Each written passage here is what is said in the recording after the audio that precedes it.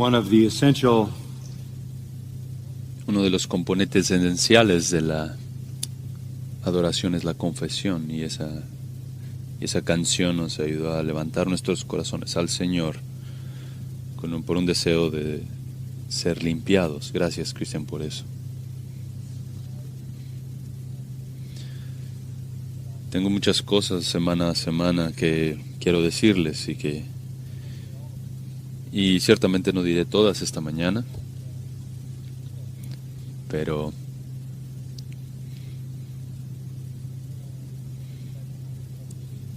cuando termine, no quiero que nadie se vaya porque tenemos una presentación especial después de que el sermón termine. Obviamente estamos aquí en obediencia a nuestro Señor, y estamos aquí porque nos ha dado el mandato, no de una forma personal y esotérica o a través de una visión o a través de un sueño, no porque escucho voces del cielo, no los escucho, porque tenemos una Biblia, y la palabra de Dios es eso. Es la verdadera palabra de Dios.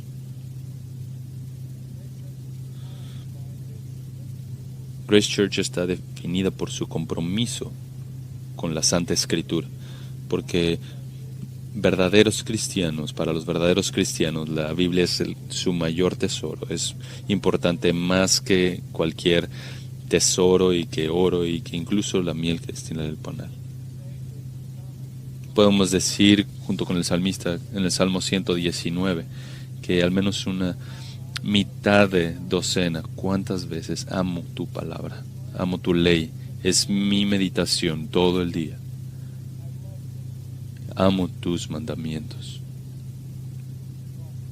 El apóstol Pablo dijo que aquellos que le pertenecen a Dios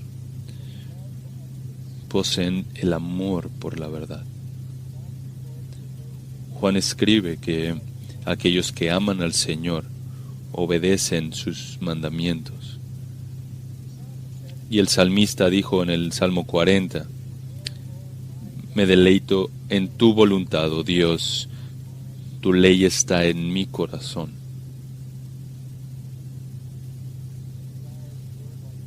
Deseamos la palabra como un bebé desea la leche, así como lo dice Pedro.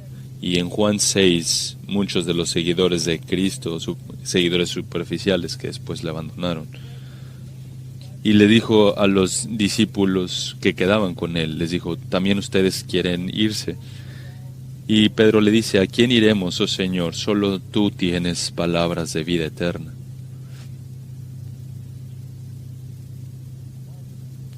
La marca de un cristiano verdadero es el amor por la Escritura. El amor por la Escritura, ya sean sus promesas o sus mandatos.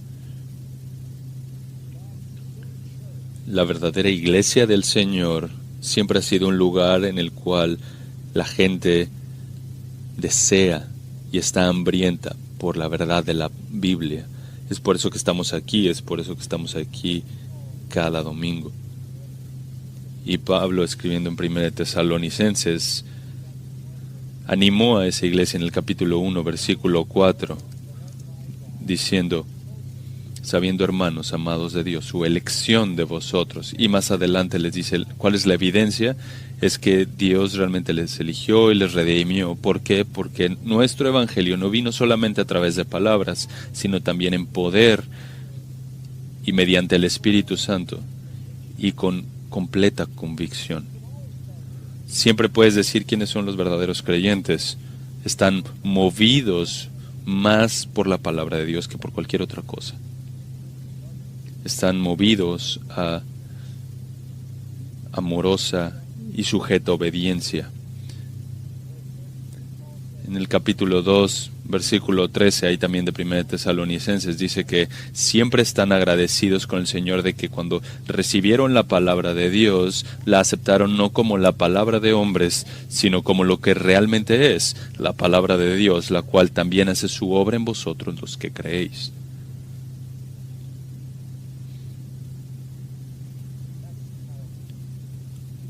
Así es como los verdaderos cristianos se acercan a la palabra de Dios. Si este púlpito no fuera el lugar en donde la palabra de Dios se proclama, este lugar empezaría a estar vacío. Es por eso que ustedes están aquí. El hombre no vivirá únicamente de pan, sino de la palabra que sale de la boca de Dios.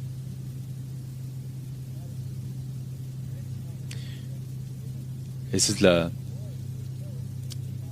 el mayor ánimo que el Señor puede dar a una iglesia, y conforme he estado tanto tiempo en esta iglesia, es tan claro para mí que ustedes aman la palabra de Dios y por eso están aquí. Y aman al Dios de la palabra. Tristemente, la diligente estudio y cercano a la Escritura para obtener sus tesoros, eso no es muy popular en estos días, incluso en las iglesias.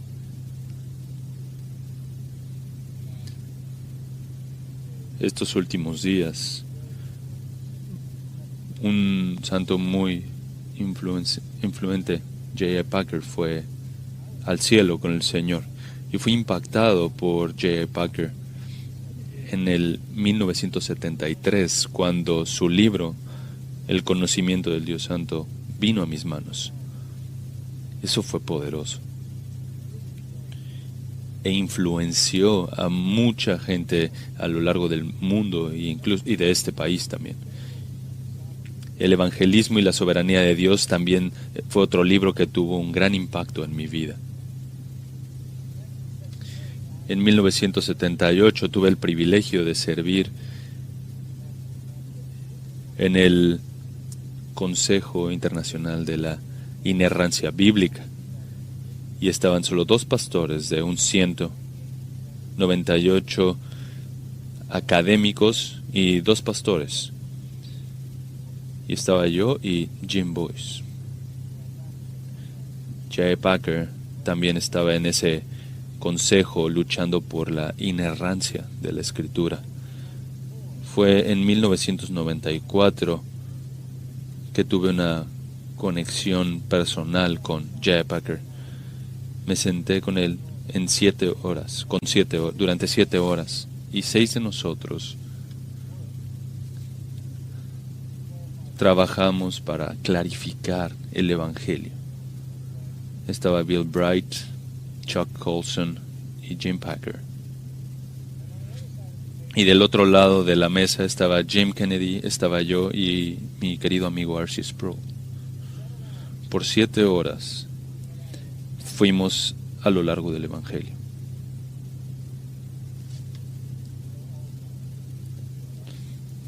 Soy el último hombre que está de pie. Todos ya se fueron.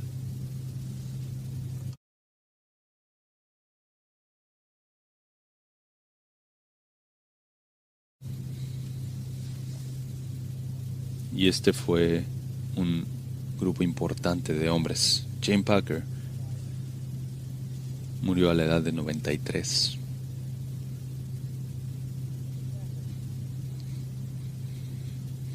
Jim Packer entendió lo que estaba pasando en la iglesia, incluso a su edad.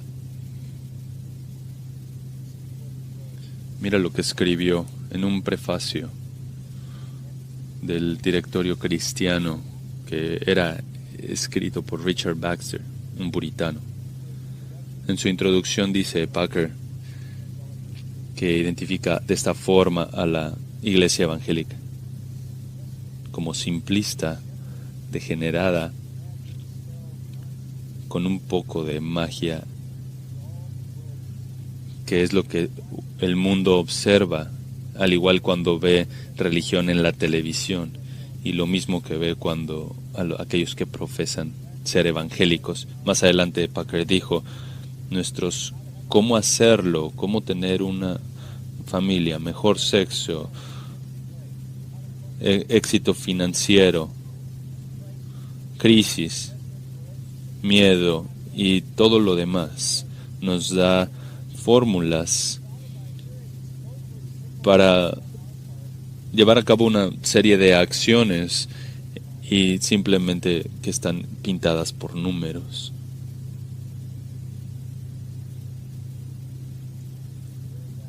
Él compareció eso y escribió su disertación de doctorado acerca de Baxter. Y dijo, predico como un hombre muriendo a hombres que están muriendo. J.I. Packer comparó el evangelio contemporáneo con lo que decía Richard Baxter, que en el Christian Directory escribió más de 1 millón de palabras en la interpretación acerca de la palabra de Dios. Y dijo que ese es un libro sin paralelo en términos de que impacta la mente.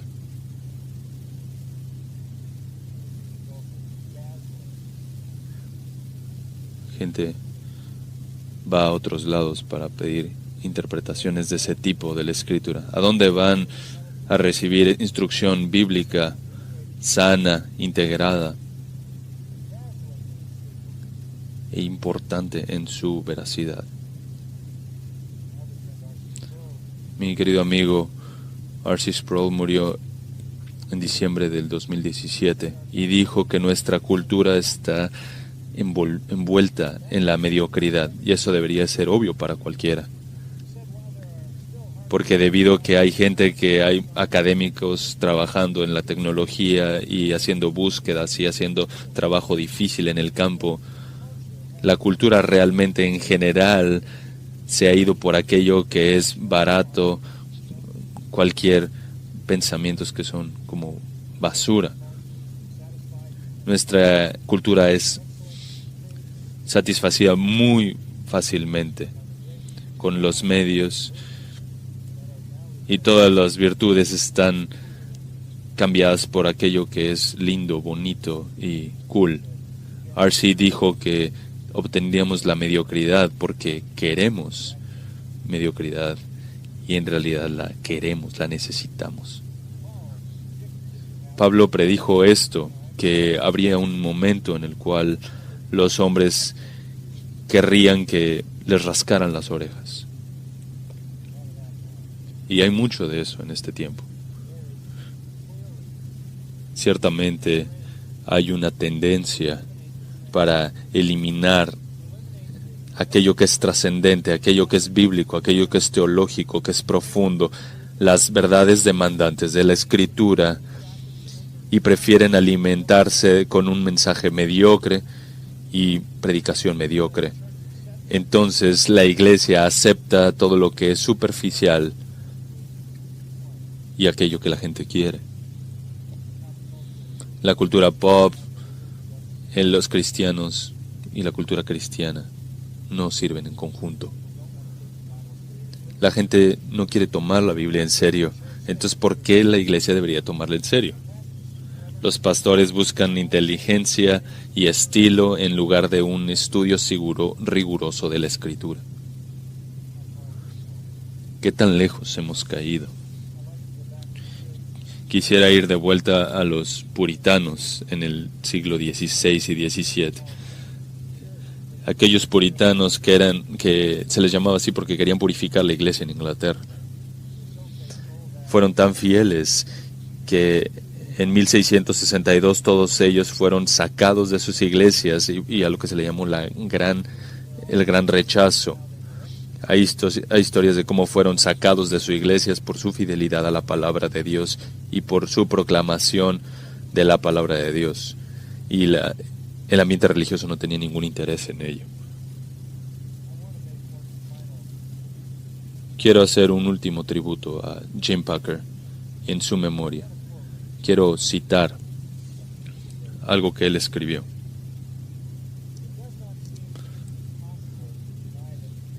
Que ciertamente no es imposible negar que los puritanos eran muy fuertes ahí donde nosotros somos muy débiles, y porque sus hábitos mentales eran fomentados por un celo flameante por el Señor y su corazón estaba ahí. todo su trabajo revela esa fusión de gracia y búsqueda de Dios, donde los puritanos iban por pureza, disciplina, y en contraste nuestra cultura tiene una resignación hacia eso. Buscan novelas y entretenimiento. Hemos perdido el sabor por nuestra disciplina y meditación y aquello que es espectacular en nuestras oraciones. De nuevo, donde los puritanos estaban enfocados en Dios como el centro de todo su pensamiento, el nuestro gira en torno a nosotros, como si nosotros fuéramos la esperanza del mundo.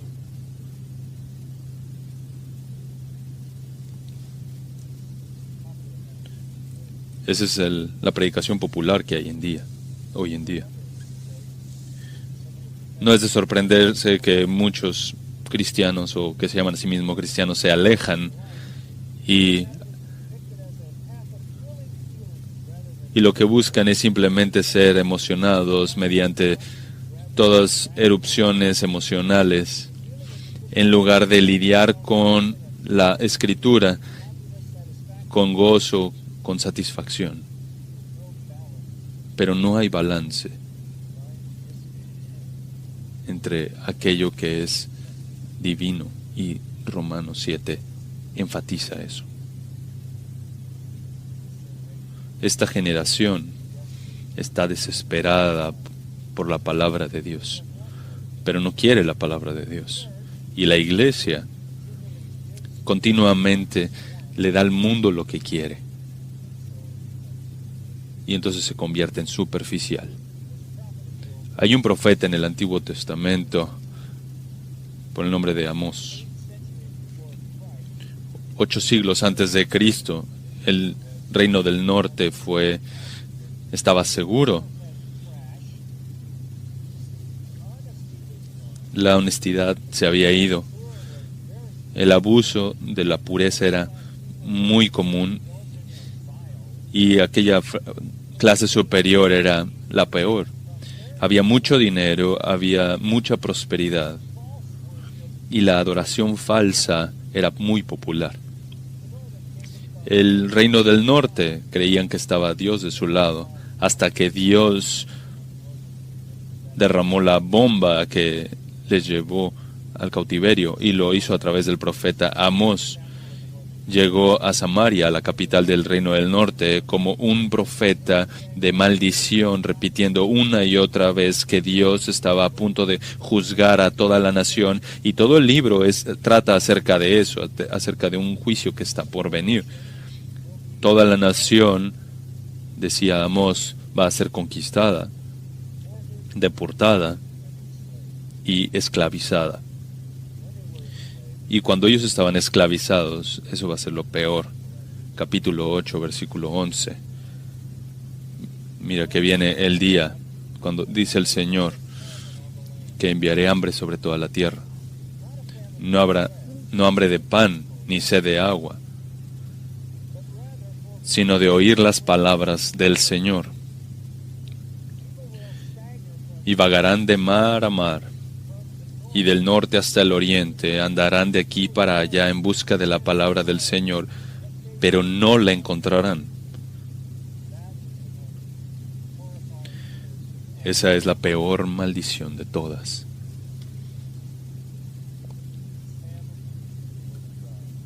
Una hambruna de la palabra de Dios, que desea revelación divina. Aquellos que no escuchaban a los profetas cuando hablaban de parte de Dios, ahora serían llevados a la cautividad y nunca encontrarían un profeta que les hablara ahí en la cautividad, ahí en los gobiernos paganos. Amós nos muestra que es la figura más horrible de una destitución espiritual. Aquellos que desean la palabra de Dios y no son capaces de escucharla. Para nosotros, la palabra de Dios ciertamente parece más escasa porque el mundo no lo quiere escuchar, Los cristianos falsos no quieren escuchar la palabra de Dios. Quieren todo excepto la Escritura, y en muchos casos lo están obteniendo incluso acerca de las llamadas iglesias. Pero aquellos que se sostienen en que la Biblia es la revelación divina de Dios y que son sobrios y serios estudiantes de la Escritura y predicadores de la palabra de Dios, aquellos que son fieles, ciertamente no son honrados, más bien son ridiculizados. ¿En qué nos hemos sostenido? ¿Por qué vamos hasta ahorita yendo en la Escritura versículo tras versículo tras versículo, cuando ni siquiera eso es popular en el mundo y ni siquiera en la iglesia? La respuesta a eso es que está en ese texto que acabo de leer en 1 Corintios, capítulo 1.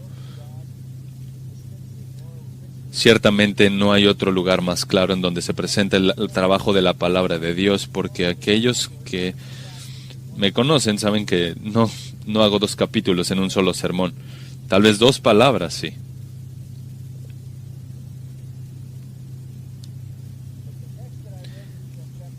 Pero lo que les leí de 1 Corintios 1 al 18 es acerca de la sabiduría divina. La palabra sabiduría es utilizada 20 veces. Y es contrastada con la necedad, que es utilizada 6 veces. Toda la sección explica por qué Grace Church está aquí. Y por qué aceptamos la palabra de Dios, la sabiduría de Dios revelada en la Escritura, el Evangelio, las buenas nuevas de la cruz. Y por cierto, en este texto vas a ver varias veces la palabra de la cruz, y luego después vas a ver la sabiduría de Dios y la frase, el testimonio de Dios. La palabra de Dios, el testimonio de Dios es lo mismo. Esto es el Evangelio revelado mediante la Escritura. Y hay una forma sencilla de separar esta sección, y confesaré que lo vamos a tocar un poco a la ligera, pero sé que van a obtener el punto principal. Les dije hace un par de semanas que sabemos que los no creyentes no creen en la Biblia. No pueden creer la Biblia, no tienen interés en la Biblia. No es únicamente velada para ellos, sino que también es oscura. No tienen habilidad para entenderla. Por supuesto, tampoco nos pueden entender a nos. ¿Cómo es que amamos tanto a Dios, amamos tanto su palabra y también la obedecemos, y por amor lo hacemos a aquel que murió por nosotros? Eso no lo entienden. Y en la superficie entiendo por qué. Déjame darles unas razones de por qué los no creyentes no creen en la Escritura. Vayan ahí al versículo 18 del capítulo 1 de 1 Corintios. Porque la palabra de la cruz es necedad para los que se pierden. Necedad. El mensaje primeramente es irrazonable, es necedad. Moron es la palabra en griego. Es tonta, sin sentido.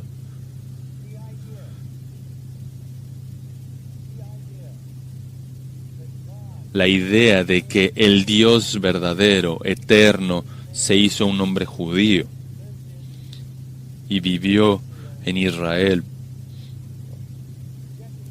era que fuese rechazado por su propia gente, crucificado por los romanos, y se levantó de entre los muertos, y que es el único Salvador del mundo. Eso era irrazonable. Eso es lo que predicaban los cristianos en el primer siglo, ciertamente rechazados por todo el mundo, rechazados por los romanos, y que el Dios eterno es el Salvador del mundo. Eso es lo que predicaban, y eso es ciertamente irrazonable. Es necedad. ¿Cómo es que convences a alguien de eso? les pones en la posición de un creyente del primer siglo que va al mundo y les dice, quiero hablarte de un hombre que se llama Jesús, que es el Dios hecho en carne, que nació ahí en un pesebre, vivió en una ciudad llamada Nazaret, fue rechazado como un falso Mesías, entregado a los romanos y crucificado, y Él es el Dios eterno y único Salvador, y reinará sobre la tierra y sobre su reino por siempre. Eso es una necedad. Ese mensaje es irrazonable. Mira el versículo 19. Su verdad también es inalcanzable, porque está escrito, destruiré la sabiduría de los sabios, y el entendimiento de los inteligentes desecharé. ¿Dónde está el sabio? ¿Dónde está el escriba? ¿Dónde está el polemista de este siglo? ¿No ha hecho Dios que la sabiduría de este mundo sea necedad? Porque ya que en la sabiduría de Dios el mundo no conoció a Dios por medio de su propia sabiduría, agradó a Dios mediante la necedad de la predicación salvar a los que creen. Déjame darte una vista al respecto. Versículo 19 es donde comenzamos, y esa es una cita de Isaías 29:14. Isaías había dicho que cuando Sennacherib, el rey asirio, estaba amenazando al reino de Judá, Isaías dijo, vendrá una liberación para Judá, pero esa liberación no vendrá por la sabiduría de los líderes, no vendrá por la sabiduría de los capitanes de Judá. No vendrá porque son muy fuertes o porque son muy buenos para la guerra, o porque están muy listos, sino que Dios, por su sabiduría, salvaría a Judá de Sennacherib. Y Pablo toma ese texto y dice, destruiré la sabiduría de los sabios y el entendimiento de los inteligentes desecharé. Es Dios quien libra. Y aparte de Dios salvando, no hay nadie que pueda salvar. No puede venir de los sabios. Y mira el versículo 20. Esto también está aludiendo a algunos pasajes de Isaías. ¿Dónde está el sabio? ¿Dónde está el escriba? ¿Dónde el polemista de este siglo? No ha hecho Dios que la sabiduría de este mundo sea necedad. Toma a todos los sabios, consejeros de Israel, y eran necios. Todos los consejeros sabios del judaísmo también eran necios. Todos los consejeros sabios de cualquier nación, de cualquier pueblo, a cualquier nivel, y eran necios. Esto significa que no importa cuán inteligentes crean que son, así como dice Romanos 1, realmente se hicieron necios profesando ser sabios porque no pueden entender la verdad. Eso es lo que dice el versículo 21, lo resume ahí. Porque ya que en la sabiduría de Dios el mundo no conoció a Dios por medio de su propia sabiduría, no puede llegar a Dios por sabiduría humana. Y entonces lo que les digo, lo sabemos. Sabemos que el Evangelio, la palabra de la cruz, no es entendible, es irrazonable e inalcanzable. No pueden llegar a ella. No puedes llegar a ella por ti mismo. Y número 3, mira, realmente es inatractiva. No es lo que la gente quiere, mira versículo 22, porque en verdad los judíos piden señales y los griegos buscan sabiduría. Pero nosotros predicamos a Cristo crucificado, piedra de tropiezo para los judíos y necedad para los gentiles. Mira el verbo predicamos. Y que los griegos buscan y los judíos piden señales. Los judíos decían, danos una señal del cielo. Querían una gran señal. Yo creo que una señal en el cielo. Una señal de que Jesús era su Mesías, de que había venido a cumplir todas las profecías mesiánicas y establecer su reino en Israel y en Jerusalén, y Jerusalén iba a ser elevada. En Mateo capítulo 12, Jesús les confronta y habla acerca de este deseo por una señal. Mateo capítulo 12, versículo 38. Entonces le respondieron algunos fariseos y escribas, diciendo: Maestro, queremos ver una señal de parte tuya. Pero respondió él, les dijo: una generación perversa y adúltera demanda señal, y ninguna señal le será dada, sino la señal de Jonás el profeta. Porque así como estuvo Jonás en el vientre del monstruo marino 3 días y 3 noches, así estará el Hijo del Hombre 3 días y 3 noches en el corazón de la tierra. Jesús les dijo: ¿quieren una señal? Voy a ser enterrado, pero solamente por 3 días. ¿Quieren una señal? Les daré una señal. La señal será mi resurrección. Querían una señal y obtuvieron una señal, la resurrección. Y cuando vieron a la tumba, ¿qué estaba? Estaba vacía.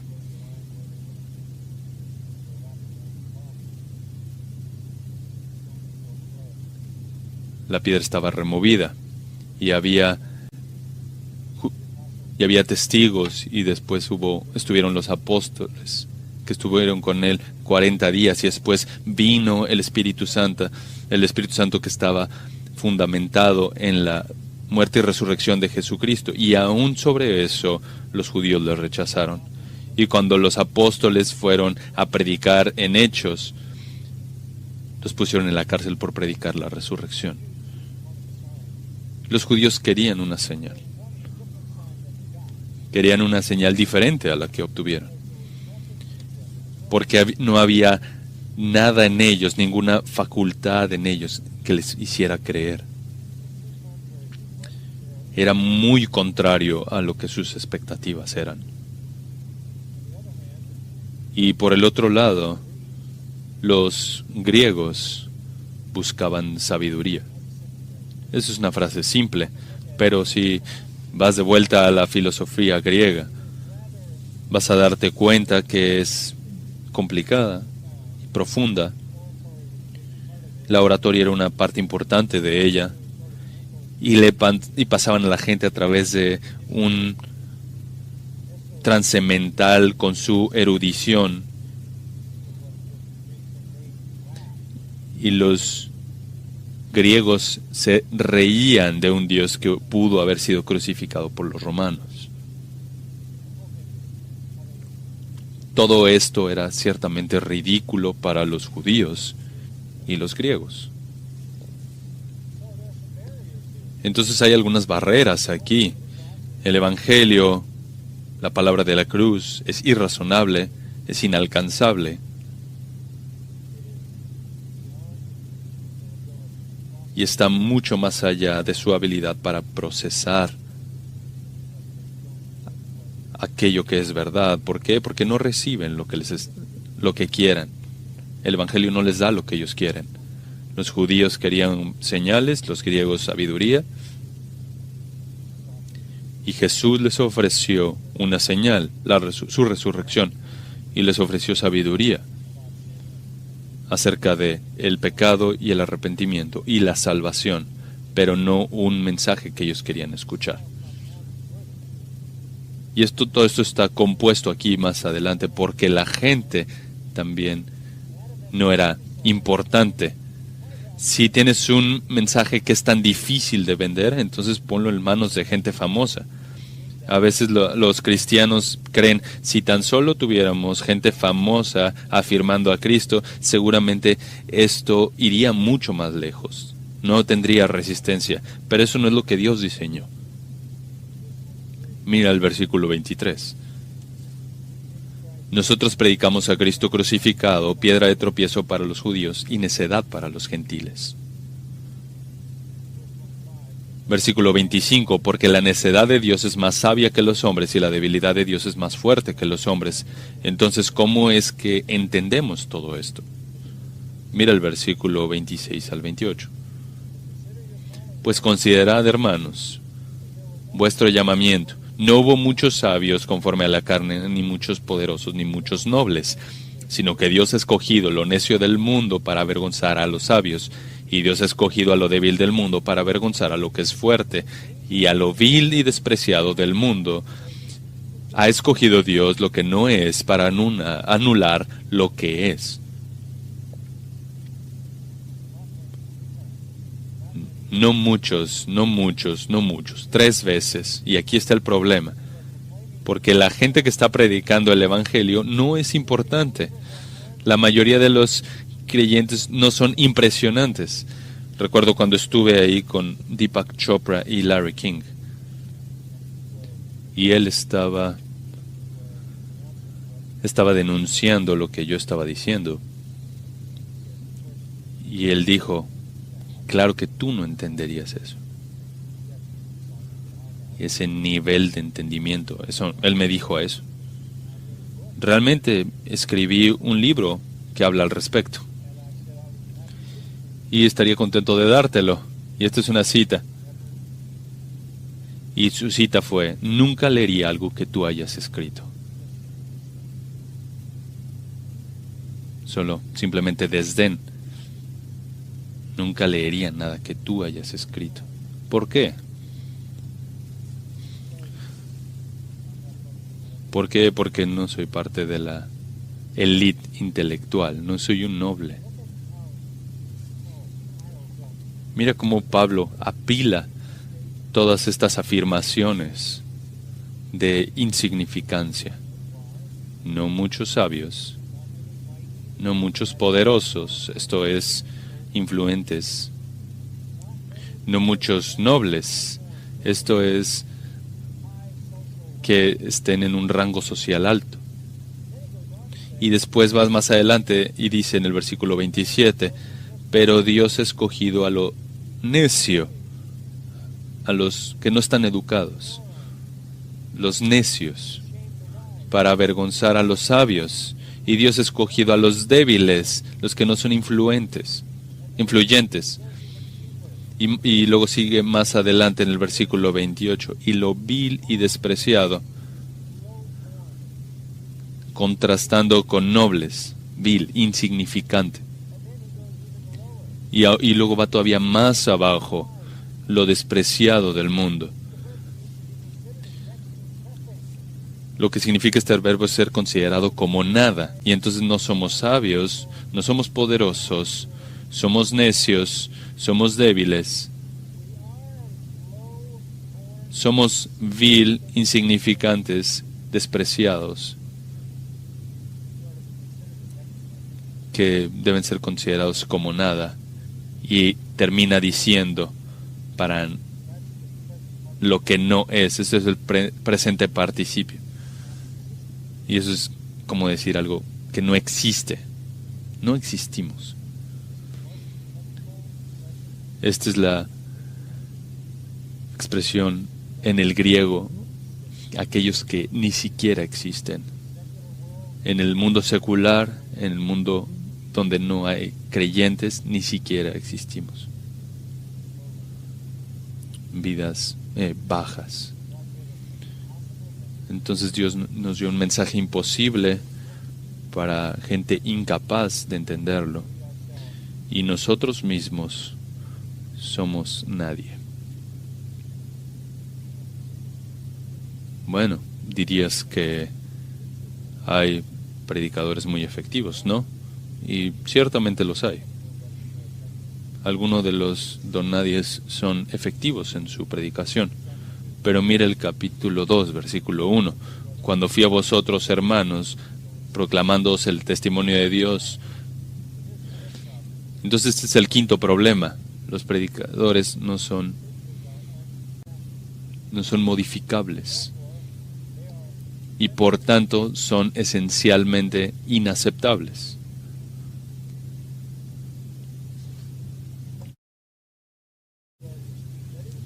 No fui con superioridad de palabra o de sabiduría, dice Pablo. Pues nada me propuse saber entre vosotros excepto a Jesucristo y este crucificado. Estuve entre vosotros con debilidad, con temor y mucho temblor, y ni mi mensaje ni mi predicación fueron con palabras persuasivas de sabiduría, sino con demostración del Espíritu y de poder.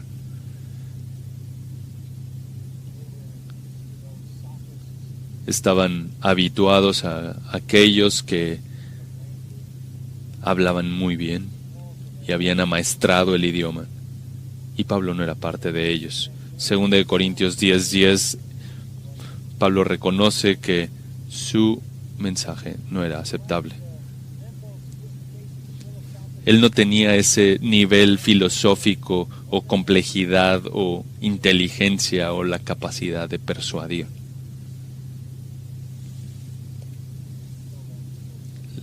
Le he dicho a nuestra gente algunos meses atrás que hay una antología de la predicación escrita por un académico que tiene de 7 volúmenes y tiene una parte acerca de mí. Y esto es muy interesante lo que dice. Y cito: MacArthur, la retórica de MacArthur está muy, muy anticuada. Pero tal vez sabe algo que todos nosotros no sabemos. Y sigue diciendo: ¿por qué tanta gente escucha a MacArthur? Que es un producto de todas las peores escuelas. Porque ¿cómo es que puede llenar una iglesia en un tiempo tan malo y tiene una terrible personalidad?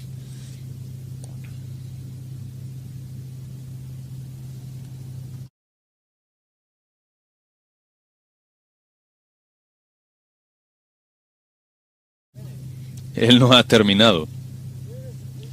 Aquí está un predicador que no nos ofrece nada en términos de un paquete homilético. Nadie diría que es alguien bueno para la oratoria. Pero lo que parece tener es un testimonio de la verdadera autoridad, y reconocen en la palabra de Dios la verdadera autoridad.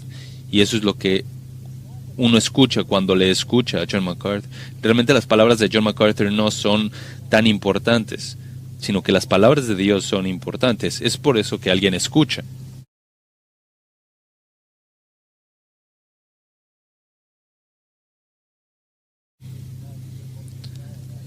Realmente me gusta esa parte donde no tengo mucho carisma. Pero dice lo que Pablo está diciendo, ¿no? El mensaje es ofensivo y el predicador es insignificante. La mente caída no puede entender todo esto. La sabiduría del hombre puede hacer muchas cosas en ciencia, tecnología, genética, artes, cultura y muchas cosas más. Pero la sabiduría del hombre nunca le llevará a Dios. El Evangelio no está disponible. No está disponible. Porque esta sabiduría está en lo alto, está en otra esfera, está en otra dimensión.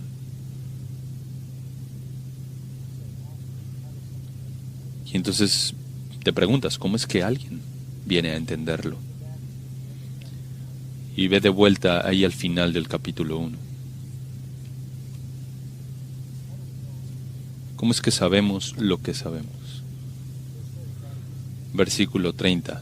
Por obra suya estáis vosotros en Cristo Jesús, el cual se hizo para nosotros sabiduría de Dios. ¿Qué? ¿Cómo es que vienes a conocer todo esto? ¿Cómo es que vienes a conocer todas estas verdades? Por obra suya.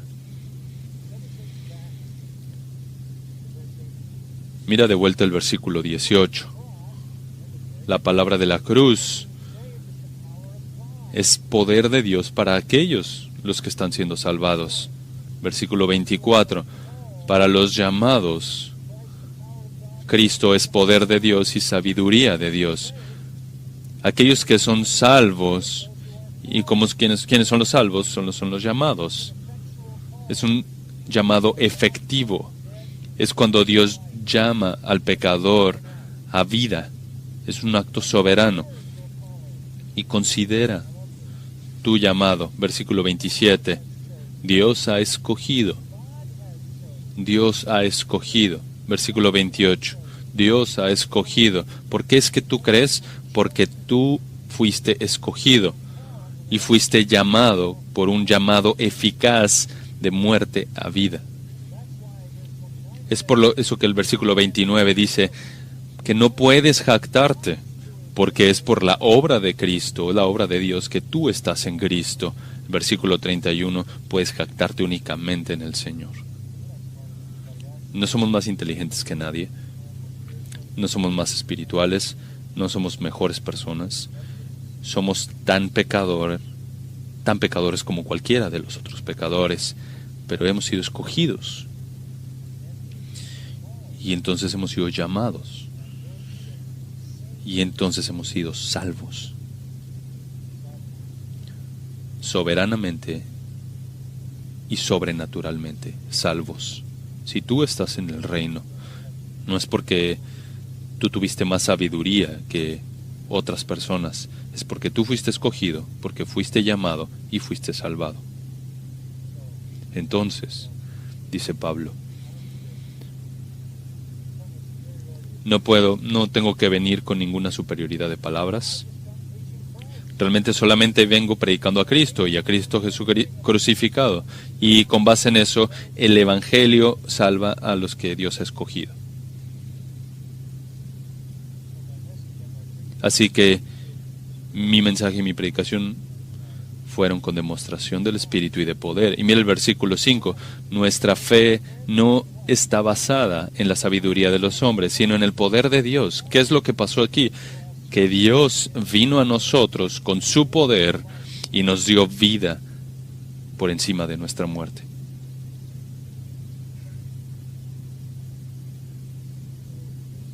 Entonces en el versículo 6 hablamos ciertamente de sabiduría entre los que han alcanzado madurez, pero una sabiduría no de este siglo, ni de los gobernantes de este siglo que van desapareciendo.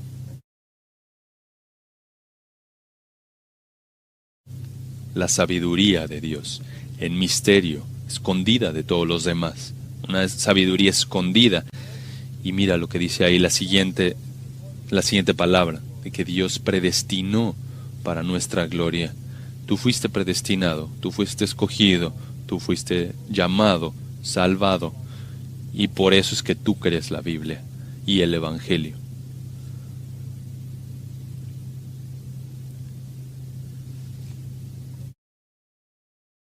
Pablo continúa diciendo que fue el Espíritu Santo el que nos reveló esto. Mira el versículo 10. Pero Dios nos las reveló por medio del Espíritu. ¿Cómo es que sabemos la verdad del Evangelio? ¿Cómo es que sabemos aquellas cosas que ojo no vio ni oído oyó y están lejos de cualquier facultad humana? ¿Cómo es que conocemos aquellas cosas que no han entrado al corazón del hombre? ¿Cómo es que entendemos todas esas cosas que Dios ha preparado para que le aman? Es que Dios las ha revelado mediante su Espíritu. Y entonces así puedes entender todo el rango de la redención. Fuiste predestinado, elegido, salvado, y se te fue dada la sabiduría de Dios. Y el versículo 14 dice que el hombre natural no acepta las cosas del Espíritu de Dios. ¿Por qué? Porque para él son necedad y no las puede entender, porque se disciernen espiritualmente, y él está espiritualmente muerto. Y mira lo que dice el versículo 16. Nosotros, ¿qué es lo que tenemos? La mente de Cristo. ¿No es eso increíble? Sabemos los pensamientos de nuestro Señor, porque el Espíritu que está en nosotros hemos sido ungidos, como lo dice Juan. No necesitamos a maestros humanos, sino que hemos sido ungidos por el Espíritu Santo.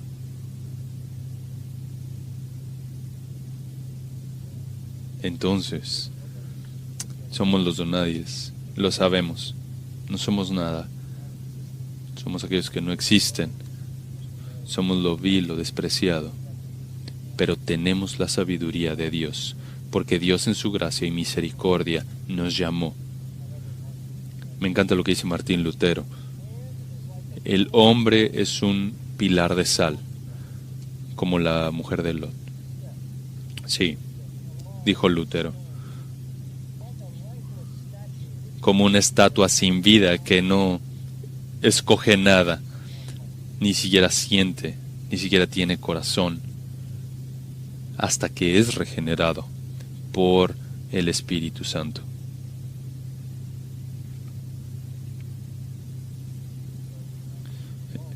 Entonces, venimos como siempre a adorar. Y estamos aquí no porque queremos problemas con la sociedad, pero no somos el problema, somos la respuesta. Estamos aquí para adorar al Dios que nos ha dado vida y sabiduría. Si tú no tienes eso, ora la oración del Salmo 25:5. Guíame en tu verdad y enséñame, porque tú eres el Dios de mi salvación. Ora el Salmo 119. Abre mis ojos para que pueda ver cosas maravillosas de tu ley. Pídele a Dios que te dé luz y que te dé vida. Solo viene a través de Él y por Él, por su obra, como lo vimos en el capítulo 1, versículo 30. Mas por obra suya estáis vosotros en Cristo Jesús, el cual se hizo para nosotros sabiduría de Dios y justificación, santificación y redención. Pídele a Dios eso. Pídele a Dios sabiduría divina para entender el Evangelio, que la justificación te sea imputada, la justicia de Cristo que sea tuya por medio de la fe. Pídele a Dios que te salve del pecado y que te redima del infierno. Esa es la única esperanza que tienes. Y no viene de parte de ti mismo, sino tienes que pedirlo a Cristo. Y Cristo dijo, el que viene a mí no le echo fuera. Y Padre, venimos únicamente por una razón, y esta es para reconocer que te amamos y que te adoramos. Estamos aquí por ti. Ofrecemos nuestra alabanza y nuestra adoración para ti, para tu gloria. Tú eres la audiencia, nosotros somos los adoradores, trayendo nuestro sacrificio de adoración de lo profundo de nuestro corazón. Y aquellos que están aquí, que han escuchado tu palabra, y tal vez reconocieron que están entre aquellos que están muertos e ignorantes y entenebrecidos sin esperanza, que clamen a ti por sabiduría y justificación y santificación mediante Jesucristo únicamente.